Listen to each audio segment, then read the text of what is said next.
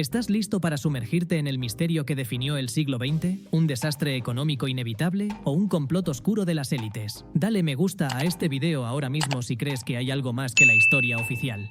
Suscríbete y activa la campana para no perderte la verdad sobre la Gran Depresión. El nombre de Crack del 29, o el infame Jueves Negro, no solo designa un evento financiero, nombra el inicio de la catástrofe económica más profunda y prolongada del siglo XX. La Gran Depresión.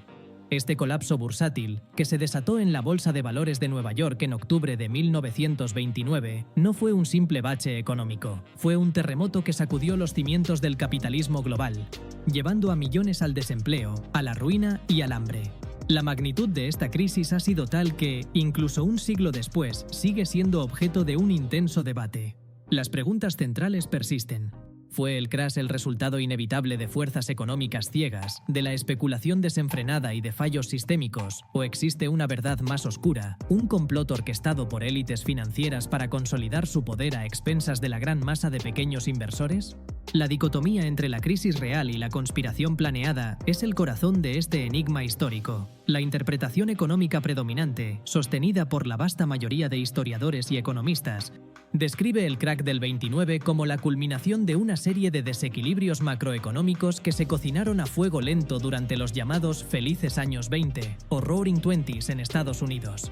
La crisis, según esta visión, fue un fenómeno multifactorial, una especie de tormenta perfecta generada por fuerzas que, aunque interactuaron, no requerían de una mano oculta para desatarse. El factor desencadenante más visible fue la burbuja especulativa del mercado de valores. Durante la década de 1920, el optimismo desenfrenado llevó a una fe ciega en el crecimiento continuo de las acciones. La riqueza parecía al alcance de la mano para cualquiera. Miles de pequeños y grandes inversores compraban acciones no por el valor real o las ganancias futuras de las empresas, sino con la esperanza de venderlas a un precio mucho más alto en cuestión de días o semanas. Esta euforia despegó el precio de las acciones de su valor fundamental, creando una burbuja insostenible. Una práctica financiera clave que magnificó el riesgo fue la compra de acciones a margen, buying on margin. Los inversores solo necesitaban pagar un pequeño porcentaje, a menudo tan solo el 10%, del valor de las acciones, prestando el resto del dinero de los corredores de bolsa o directamente de los bancos. Mientras el mercado subía, todos ganaban, pero este mecanismo hacía que el sistema fuera extraordinariamente frágil. Cuando los precios comenzaron a caer, los corredores exigieron a los inversores el pago inmediato de sus préstamos, margin calls. Sin dinero para pagar, los inversores se vieron obligados a vender sus acciones a cualquier precio, lo que desató una cascada de ventas y pánico que llevó al colapso del mercado. La sobreproducción y el subconsumo formaron un telón de fondo crítico. Tras la Primera Guerra Mundial, la capacidad industrial de Estados Unidos había crecido exponencialmente. Las fábricas producían bienes a un ritmo sin precedentes, coches, electrodomésticos, radios. Pero la distribución de la riqueza era sumamente desigual. La gran mayoría de la población, en particular los agricultores y los obreros industriales, no vio aumentar sus salarios al mismo ritmo que la productividad. Esto generó un exceso de oferta. Las fábricas producían más de lo que el mercado podía absorber, lo que llevó a la acumulación de stocks y, en última instancia, a la reducción de la producción y el despido de trabajadores. La fragilidad del sistema bancario estadounidense fue otro factor crucial que convirtió el crash bursátil en la Gran Depresión. En la década de 1920, miles de pequeños bancos operaban sin un seguro de depósitos federal. La Corporación Federal de Seguros de Depósitos no se creó hasta 1933. Cuando el pánico golpeó y las personas temieron que sus bancos pudieran quebrar debido a las pérdidas en los préstamos bursátiles, se desató una ola de pánico bancario, bank runs. Millones de depositantes retiraron su dinero, forzando a miles de bancos solventes y no solventes a cerrar sus puertas, borrando los ahorros de toda una vida y paralizando el flujo de crédito esencial para la economía real. El papel de la Reserva Federal, que apenas tenía 15 años de existencia, ha sido calificado históricamente como pasivo o ineficaz. Muchos economistas, incluyendo al premio Nobel Milton Friedman, argumentan que la Reserva Federal no actuó como prestamista de última instancia de manera adecuada. No inyectó suficiente liquidez al sistema bancario para frenar el pánico, permitiendo que la contracción de la oferta monetaria profundizara y prolongara la deflación y la recesión.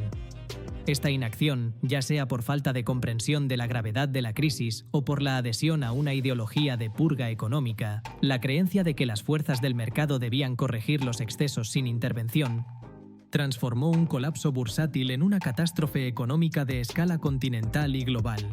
Ya hemos desglosado los fallos estructurales que llevaron al colapso. Pero, ¿y si te dijéramos que los más poderosos de Wall Street se pusieron a salvo justo a tiempo?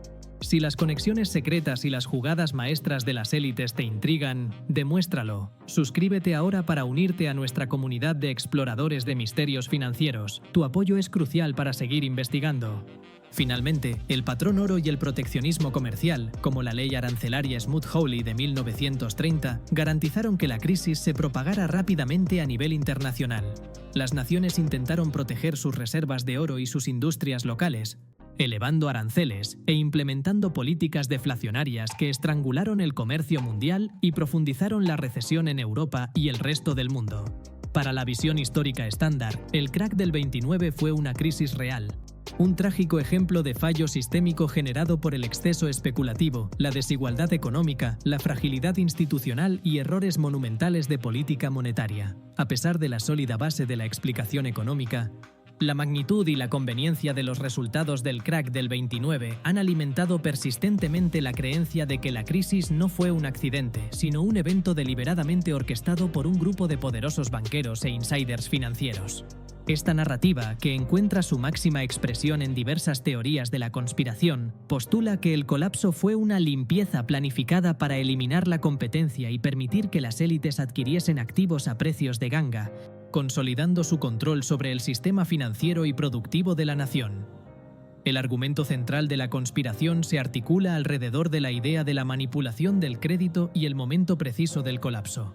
Los teóricos señalan que un pequeño círculo de individuos, que incluía a figuras prominentes como JP Morgan Jr., John D. Rockefeller Jr. y otros banqueros clave, tenía información privilegiada sobre la fragilidad del mercado y, lo que es más importante, la capacidad de influir en la política monetaria.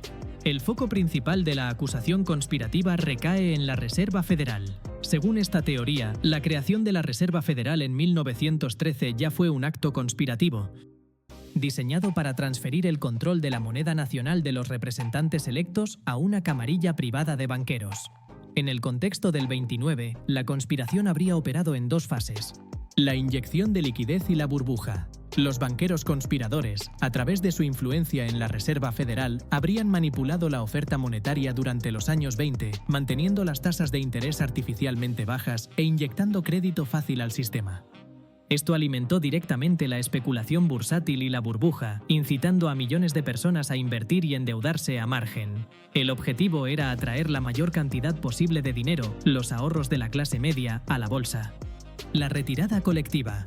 Una vez que la burbuja estaba en su punto máximo, justo antes del Jueves Negro, estos insiders habrían vendido masivamente sus acciones, deshaciéndose de sus posiciones. Al mismo tiempo, habrían presionado a la Reserva Federal para que restringiera el crédito y no actuara como prestamista de última instancia. La repentina restricción de liquidez y la oleada de ventas de las élites habrían sido el detonante planeado del pánico.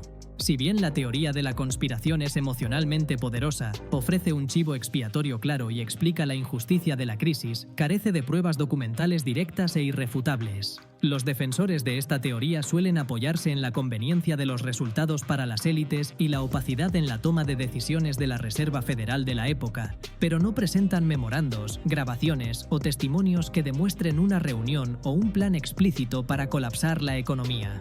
Además, atribuir el colapso a un pequeño grupo de insiders subestima la escala y la complejidad del mercado de valores y la economía de los Estados Unidos en 1929.